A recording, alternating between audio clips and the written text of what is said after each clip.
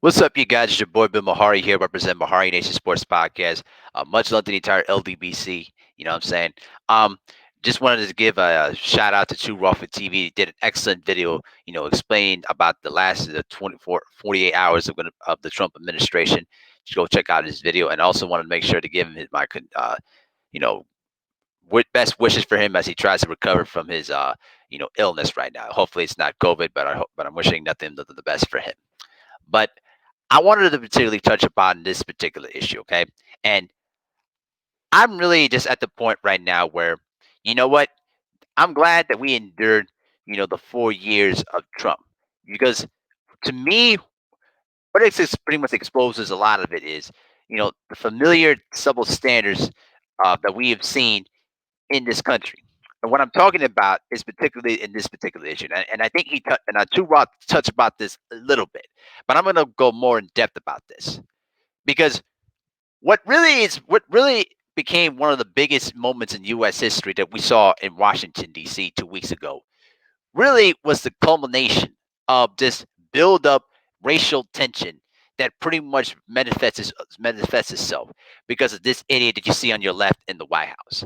Yet at the same time, years ago, we had this man on the right by the name of Colin Kaepernick, who used to play for the San Francisco 49ers. He was basically the starting quarterback, who basically took a knee to basically highlight racial injustice with blacks and minorities, all right, at the hands of corrupt police, okay?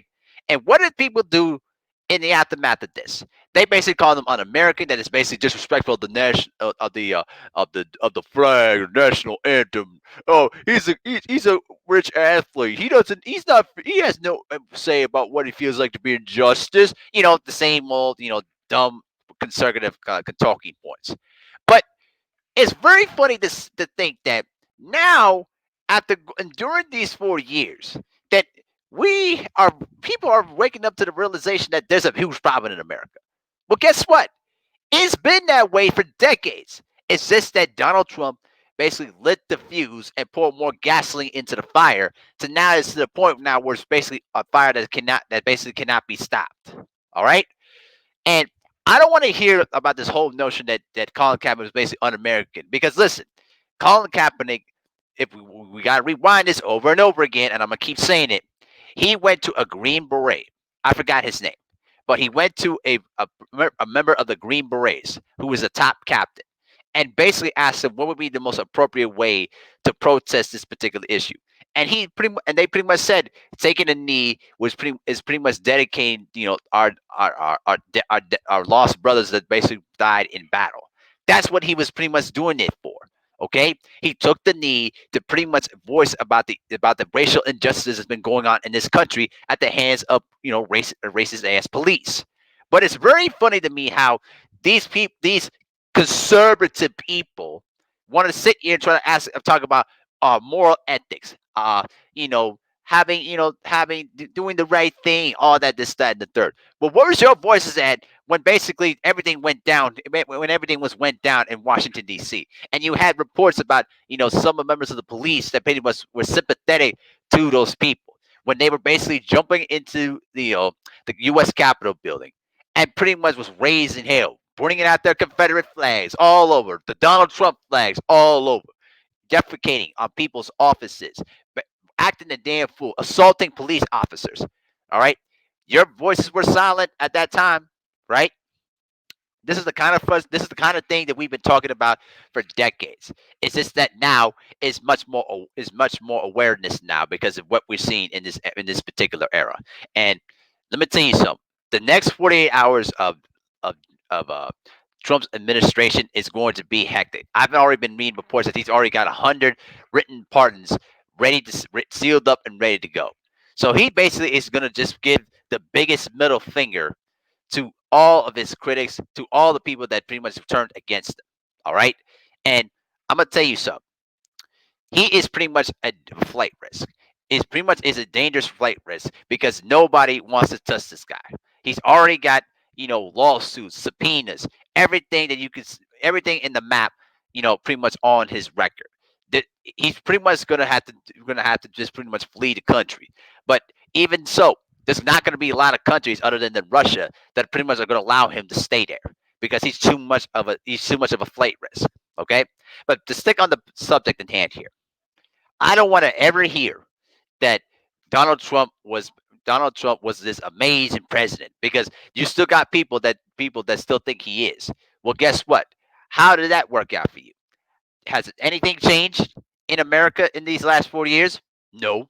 In fact, the only thing that's changed is that we got a pandemic that's been going on that's been pretty much killing millions of Americans and millions of people all over the world. All right. Now, I do understand that, that America may not have been the one to start the pandemic, but still, Donald Trump was the commander in chief.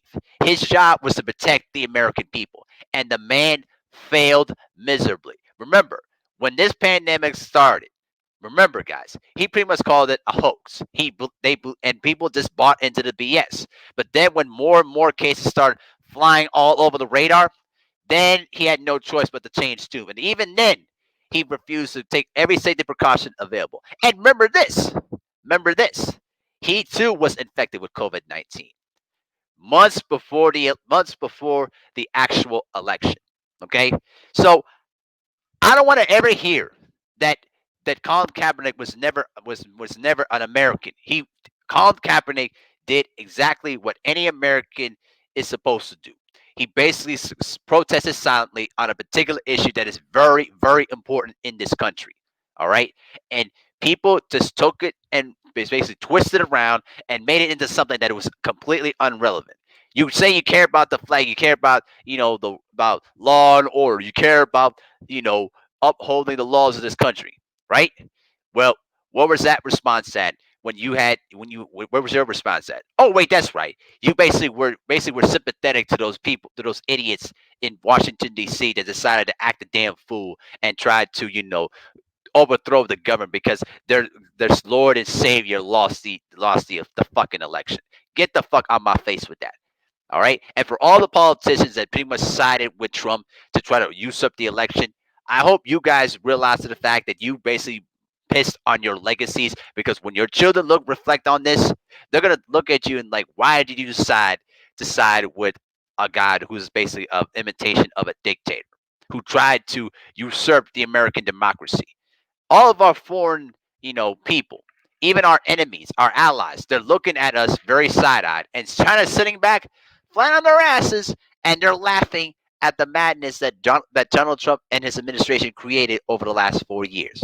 I'm telling you right now, the Republican Party, in my view, is basically going to be extinct in the next decade if they don't have a complete fundamental change, if they don't just wipe off and clean off the stink of racism in their party, I promise you, they will never win another major election again.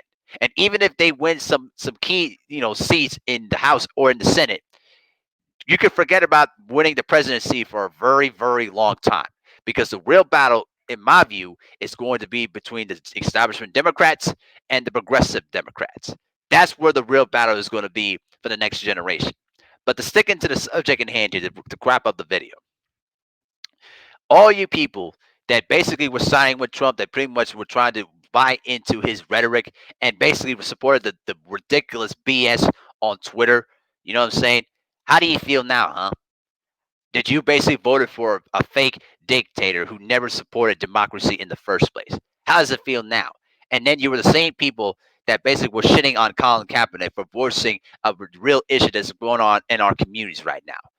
All right? Don't ever tell me that America was never born racist because it's always going to be racist. All right? Until people start confronting racism dead in its eye and start washing the stink of the people that basically was becoming a much more of a virus that's worse than COVID, America is going to be the way it is, and there's no change in that. I hate to say it to you guys. If America does not take accountability for what all the racism that's been going on in this country, we're gonna be talking the same cycle for the next 10 years, for the next 20 years, all over again. I promise you. You're gonna hear me the next 10 years later, and if nothing changes within that time frame, we're going to be having the same familiar discussion all over again. And for all the Republicans out there that basically want to talk about, oh, doing the right thing. You gotta be the bigger man. You gotta have, moral ethics. You guys did not show your moral ethics when basically Donald Trump basically allowed the erection that took place on the U.S. Capitol building. That is basically was built by people who really died and bled for this country. You allowed them to raise those stupid Confederate flags and basically piss on the entire democracy. So at the end of the day, go fuck yourselves and kiss my big black ass.